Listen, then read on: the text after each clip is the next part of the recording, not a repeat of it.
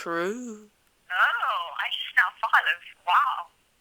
So I know, I was like, really, what's happened? Life sounds too happy. I don't know. It sounds just enough. Now it's like, oh, doesn't that kind of have to do with death, too?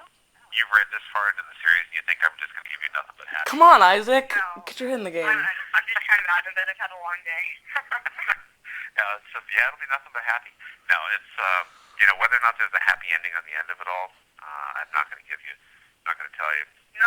I will tell you this. Here's my one overarching series. It's not really a spoiler because I think I've said it before. Everything is real. It's not going to be a dream. Yes. It's not going to be, they're off in purgatory. It's not a metaphor. It's not any of that. It will all have been real.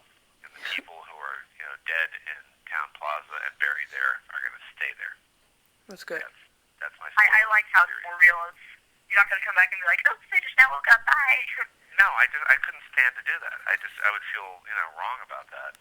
Yeah, I would. Because I've got you guys, I've invested your emotions in this, and I would feel like it's such a betrayal if after all that I came along and go, oh, just kidding. No, not kidding. Will any lost characters return? I know you just said that, like, the characters that are buried will stay buried and stuff like that, but are any characters that kind of got... I think I've got enough, dead people coming back. I think with Brittany and Drake, yeah. I feel like I've covered that pretty well. So, no, that, and I was trying to think what else went on in this book. Like I said, it's been like a year since I wrote it. We kind of get into some very interesting territory between Kane and Diana. And I imagine there'll be some people going, oh, you shouldn't have done that, but I kind of felt like it was necessary, and that's all I'm going to say about that. We will examine the rest of the area. Do you want to know, have I already told you guys the Easter eggs in the map? You took... about expanding the map of Yeah. the books, but not the Easter egg, I don't think. Well, first of all, there are great Chicago chefs. It's restaurants that like Faithful in Chicago. So if you look at it, you'll notice the Atkins River in Grand Atkins has got a great restaurant. I'm kind of a foodie. Trotter's Ridge, that's another Chicago chef. Lake Tremonto's another Chicago chef. So that's one Easter egg. If you guys take Spanish, you probably know the Stefano Rey, translated Stephen King. Stephen King, right? A little shout out to my guy. San Francisco de Sales Island, he was the patron saint of writers. Supposedly, the Evanston Air National Guard base. My wife and I used to live in Evanston, Illinois. Santa Katrina Hills. My wife's name is Catherine, so of course, Katrina for her. And Santa Elisa Island. The editor who originally bought Gone is Elise Howard. So there's a couple little and a lot of it's just nothing, none of the above. But there is also, I should say, Golding Street for Mr. Golding, who wrote Lord of the Flies, which obviously, I owe some debt to. So I wanted to make sure that I acknowledge that. And of course, the same with Perdido Beach, which is Lost Beach, which is an acknowledgement of the fact that I was very much inspired by the TV show Lost. So usually I use things like that. And then here's a subtle one. There's a Sherman Street, or a Sherman Avenue, a Sheridan Avenue, and a Grant Street. Grant is actually my pseudonym. My actual name is Reynolds, Michael Reynolds. I use Michael Grant. And I took it from Ulysses Grant, who was one of the first of all, he was a president, not a very good president, but he was a great general in the Civil War. And the two men who, alongside with him, won the Civil War for the North were Sherman and Sheridan. So Sherman, Sheridan, and Grant. So that was my little acknowledgement of where I kind of listed the name. Got it. I kind of used the map to, for some reason, advertise restaurants in Chicago. I have no idea why. And then, throw in the occasional shout out to people who were, either married to me or nice to me. Same thing. What can you tell us about Berserk, Even Adam, and Flight? I can't tell you anything about Berserk. Ugh. As a matter of fact, I shouldn't have even put the name out there. Let me just say this: the world of literature books will be permanently changed. That's how big that is. Oh my God. As that. As you know, my wife is Catherine Applegate, K.A. Applegate of Animorphs fame. We wrote Animorphs together and a bunch of other stuff. And we've been writing separately. And then eventually the editor, who had been Gene Feiwel, that's Feiwel, who was our original editor on Animorphs, called up one day and said, "Hey, you guys want to write a book together again?" We said, "God, no, because, we're like peaceful now. We're getting along." And when we write together, then we start fighting, yelling, and there's a lot of that. And she said, "Okay, well, how about if I give you a lot of money?" And we said, "Oh, okay, then that changes everything." So we kind of looked at this. We know what it is. It's I guess you'd call it like a science fiction romance, kind of. Okay. And it's got a couple of really interesting ideas behind it. And we haven't started work on it yet. As a matter of fact, I need to finish. I'm trying to wrap up a book I'm working on right now, which shall remain nameless, by the end of this month. And then I'm going to start on Even Adam, or we're going to start on Even Adam. And Catherine is trying to finish up a book she's got to do, so that theoretically on May 1st we'll both suddenly launch into working on this book together. So we're going to, beyond that, I don't know, except that obviously if it's Even Adam, we're having some fun with the notion of, creation and man. So I will leave it at that and say that it's for Gene Feiwel, who's Feiwel and Friends, is her publishing imprint at Macmillan, a person to whom we owe a great deal, having been the original editor of Animorphs, which kind of changed our life. And, Animorphs itself is being re-released. Oh, it is? Again, with new covers. Yeah, I've got a table full of them right in front of me right here. And they put what's called lenticular covers on them, which means, those pictures you look at and then if you move your head, it kind of changes the picture. Yeah, yeah. Yeah, okay. It's got those kind of covers, so it shows morphing. So you've got, Jake turning into a lizard, and if you turn your head, you see it happen. Yeah. Wow, very cool. So I think they're committed for at least the first 6 of those, and we'll see how that works out. Animorphs was actually the first series I read as a little kid. Was it? Yeah, and I watched the TV show, and my brother and I would just read it, and I liked how at the bottom of the pages, you could see him morphing. Yeah, the flip pages, yeah. Yeah. Well, I wonder if they're doing that. I don't know if they're doing that in the new one. I should check. As a matter of fact, hang on a second. I'll get one. It's right over here. Grab one. Hey, Kay, you haven't checked to see if it does the flip thing.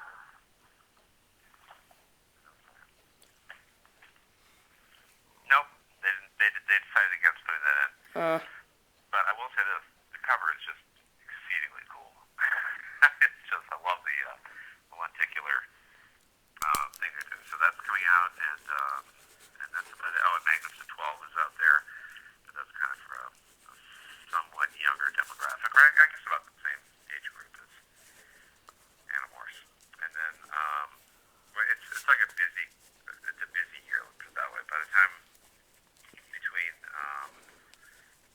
Gone and Magnificent 12, Even Adam, there's another single title I'm supposed to do that involves an airplane. I don't even know what that is yet. I haven't figured it out. And what else? And the project which shall remain nameless. But between all that, yeah, I've got an awful lot to do this next 18 months. If I survive, it'll be thanks to coffee. I guarantee you Isaac and I are going to start referring to this unnamed book as the Voldemort book, because it cannot be named. It cannot be named. I love that trick, by the way. That goes back to that writer's trick that goes back to Lord of the Rings. Yeah. I'm trying to think if I don't know if that's the first time it's ever done, but Tolkien, of course, used it all the way through it. Yeah. You weren't supposed to talk about Sauron, and then we weren't supposed to talk about Voldemort. So I love that. It's a neat, writer's trick. Yeah. Builds suspense. If you could go back and change anything in the series, any character, scene, what would it be and why? I've never been asked that. There's, let me try to think about that. And if you don't have anything, that's probably a good thing. Well, I'm trying to think. I don't, there's no characters that I ended up really hating. Yeah. Or not not feeling like I got them to do what I needed them to do. Um, I think I kind of let Mary peter out because I didn't structure enough around her, and I kind of used her as a single use kind of character, and I probably should have built more into that, and I could have kept using her. And I know it sounds weird to talk about characters that way, like almost like they're employees, but to a certain extent, that's kind of what they are. And it's like, oh, geez, if I only trained Mary better, she would have been better at her job. Kept her. I had to do something horrible to her. Um, no, I'm not feeling like anybody went seriously off the rails. I guess I'm fairly pleased with everybody. And what happens is, if I don't like the character or they don't work out for me somehow, I just kind of just downplay them. I'll tell you one thing I'm sorry about. I'm sorry I had to kill Duck because Oh yeah, because I liked him. I liked him too. And I thought, He was very fun. yeah, I thought he was a neat character, but I couldn't figure out how to get around it. And again, that was one of those things where I didn't know the ending until I got there, and I went, oh my God, that's what I got to do. And then I felt bad about it, but it's just the way it was. And and I'll tell you something else. Sanjit, I've tried to work into, he appeared in 2 books before he ever appeared, because I kept writing him in and then writing him out because the plot line would be too long, it'd be too bloated, make the book too big. So he was in book 1, and then he was in book 2, and then he was in book 3. Finally, he shows up and does something, and then what he did was just a complete surprise to me. How that came out at the end of Lies, because I knew about the helicopter. I didn't know what it was going to do. I knew I was going to fly it to the mainland, but I didn't know the interaction between the helicopter and everything else until I got to that point, and I was actually writing the scene. And as I was describing it, I described the fact that the helicopter makes noise, and the fact that it makes noise, the helicopters are loud, is a key element in wrapping that scene, because it blanks out the sound of the siren at the young girl, the siren at that particular point. And I didn't know that till I got there. And right up until that point, I was like, why am I flying a helicopter in here? And then I get there and I go, oh my God, that's so great. And then I felt, of course, like I really for like 5 minutes. But it's just because it all came together just like it should, just like I wanted it to. But not I kind of brought up something in my mind about your writing style, how you have so many different storylines separate, and then you have to figure out ways to bring them together. I just really love that. It's very entertaining for a reader to have that. Thanks.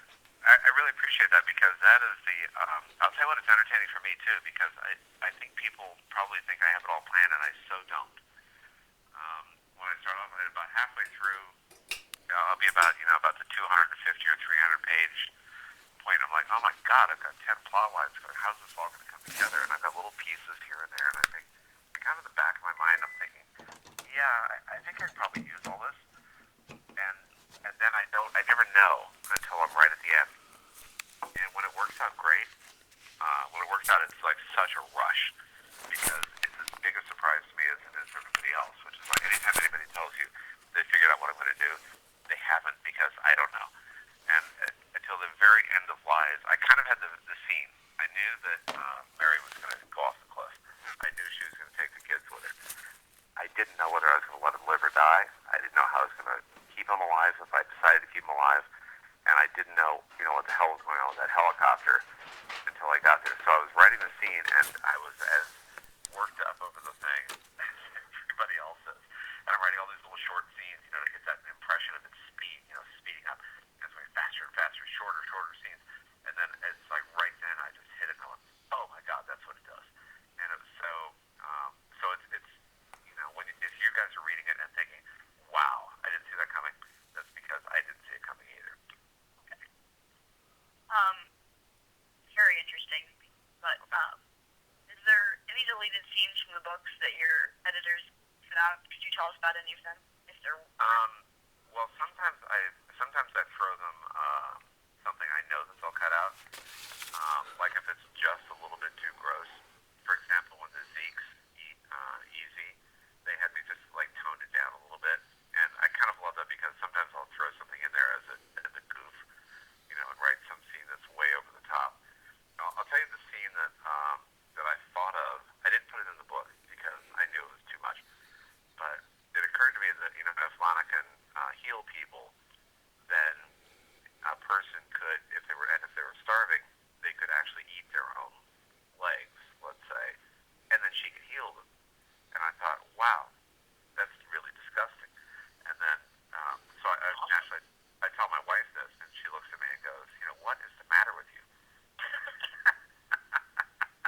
I get that a lot.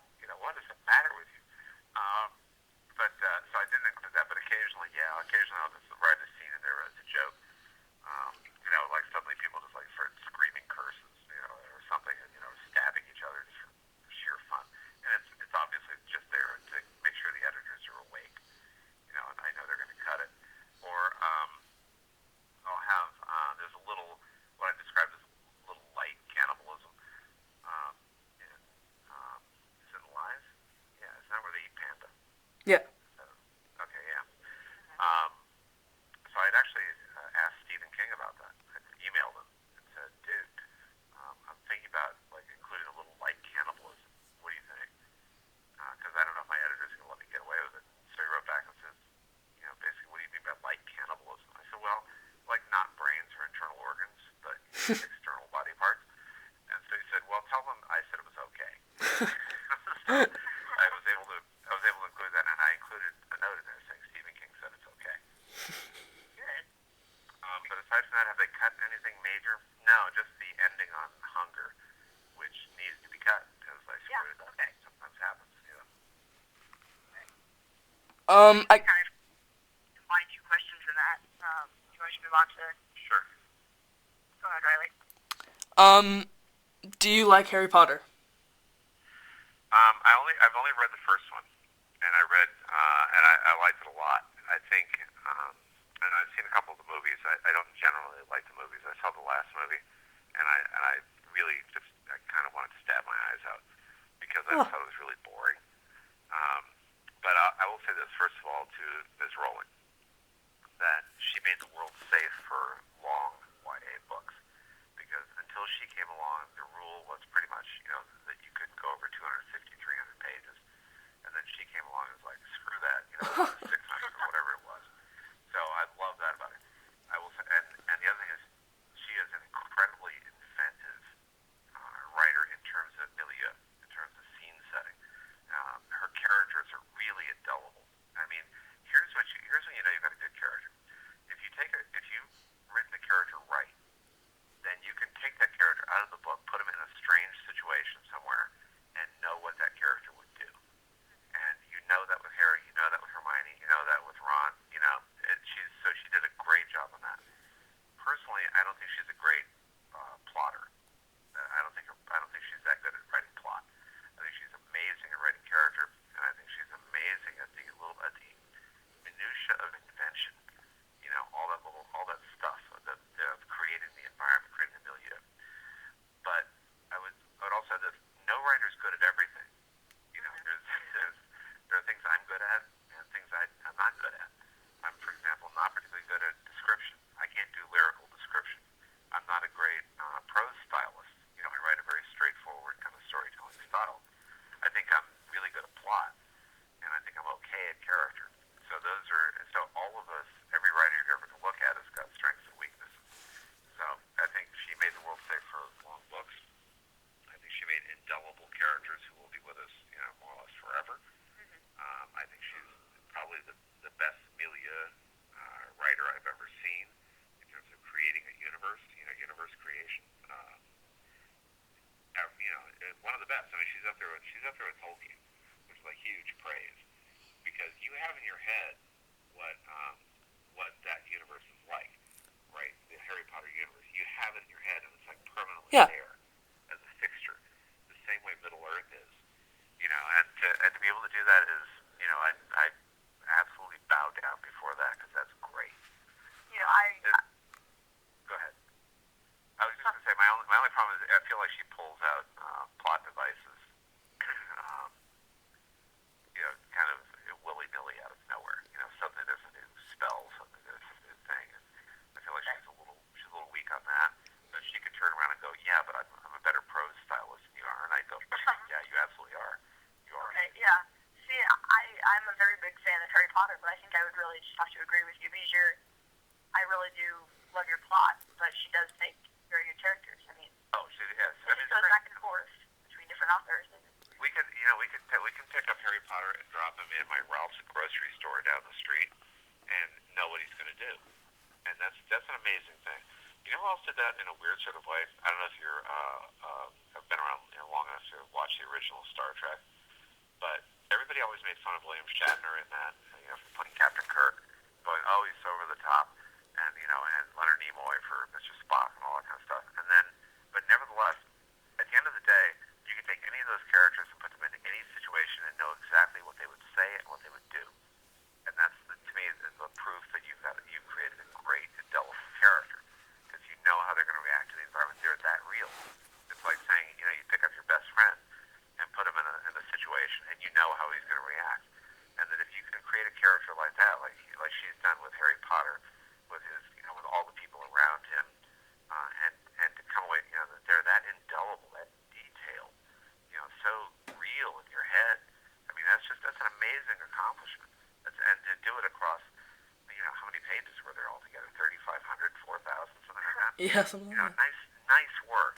So, when I say that I'm not that impressed with her plotting, that's like saying, I like Shakespeare better for some things than for others. She's a great writer. So, this is kind of like inside baseball. One writer talking about another, going, this is, she's amazing at this and less amazing at something else. That's not a criticism. That's we are all good at some things, or better at some things than we are at some other things. Yes, I understand that. So, what we're going to do next is just called a 1-minute Potter Spotter. It's just quick questions where you just pick this or that or say what your favorite thing is. Okay, the first one, Sam or Harry? In a fight. or like as a character. Sure, yeah. Honestly, Sam or Harry as a character, Harry. Okay. You can also do it as a fight. Who would win in a fight? Yeah. In a fight, Sam, because he's meaner. He's meaner. Kane or Draco? Draco. Draco. Okay, because Draco's always struck me as kind of just a little bit not entirely committed, shall we say. He's not. Book or movie? I'm sorry, what? Book or movie? Book. Favorite band. Really? I'm sorry. Favorite band. My favorite band? Yeah. Probably Rancid, and the two lead guys for Rancid, Lars Frederiksen and Tim Armstrong. I love, probably when I look at my playlist, and I listen to music usually while I write, they probably hold a position. Rancid, the Stones, Green Day, these are the guys I listen to probably most. Favorite food? Favorite food? Oh God, I hate to sound like a snob, but I really like truffles. I don't mean the chocolate ones. I mean the little The mushrooms? Stinky mushrooms. Yeah. Okay. Favorite book. Favorite what? Book. Book? Yeah. I'll still give it to the Tolkien, to Lord of the Rings. All right. I mean, I love Patrick O'Brien's series, but it's like we all came from Tolkien somehow. Where's the one place you want to go in the world? Oh, China. Twilight or Harry Potter? Let me make a quick point. My daughter is adopted from China, and my wife got to go, and I didn't for various reasons. So I'm bitter, and I want to go to China. So what was the next question? Sorry. Twilight or Harry Potter? Oh, Harry Potter. Oh Yeah. my God, are you kidding? Don't even. I know. I mean, it's not a good. It's not a comparison. It's, Don't even say those two. Don't even say those two things in the same. Yeah, don't say them in the same sentence. it's not. It's not a comparison like literary.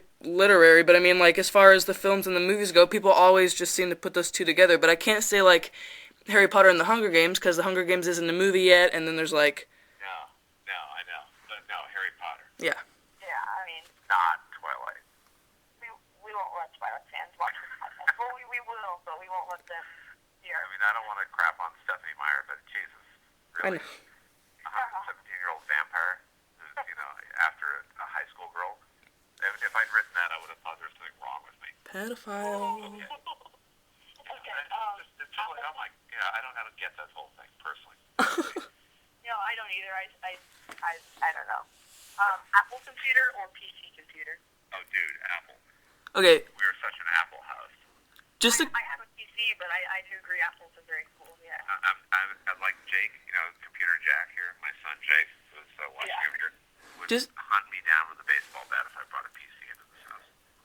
quick story. Yesterday we interviewed S.A. Bodine, and she's the author of The Compound.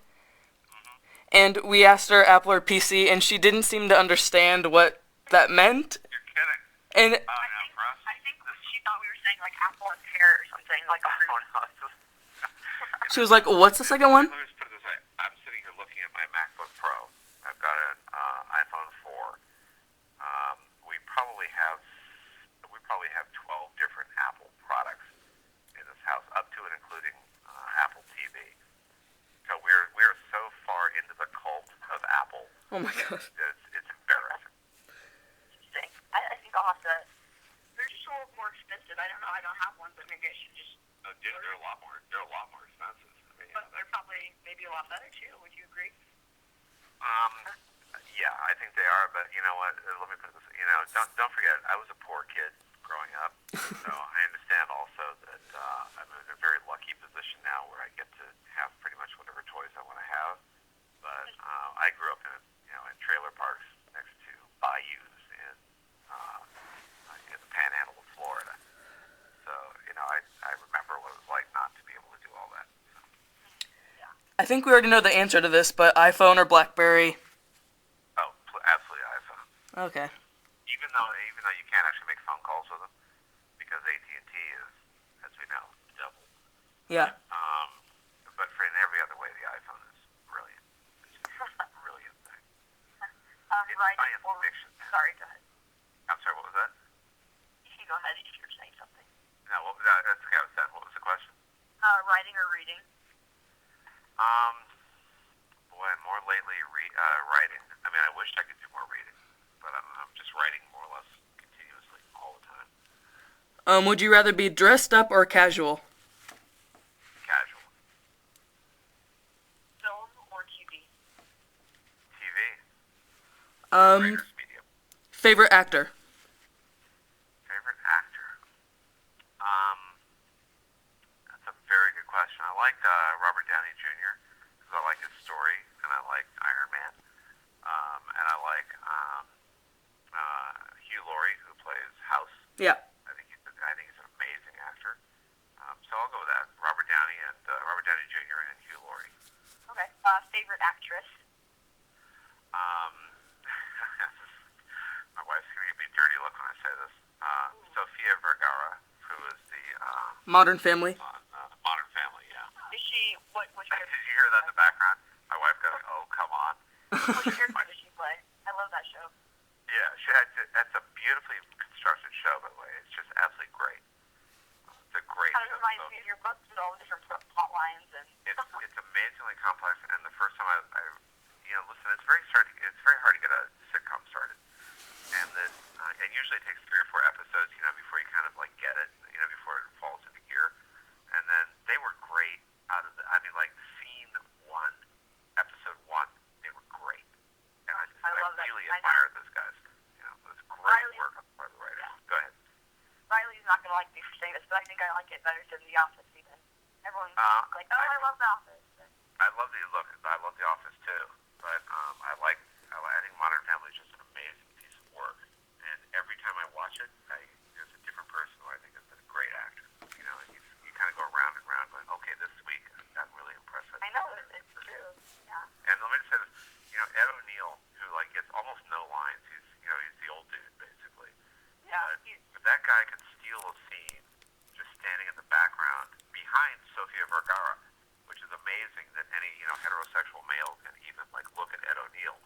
But nevertheless, he could just be doing a reaction shot or something, and you're completely you're drawn to him and laughing at whatever he's doing. So He really is hilarious. Yeah. he's a great actor. Everybody on the show is great. Well, on that positive note about Modern Family, that wraps up our interview with Michael Grant. Thank you so much for being on the interview. I'm sorry we had too many questions, but we had a lot to ask you. No problem, man. I'm sorry for the dog barking in the background. No, it's fine. It lasted over an hour, and I'm so happy because you got all of our questions answered, and I'm just ecstatic. Anytime. Yeah, thank you so much. Yeah. Happy to do it, guys. Okay. Okay. Thanks a lot. Thanks. Thanks. Bye.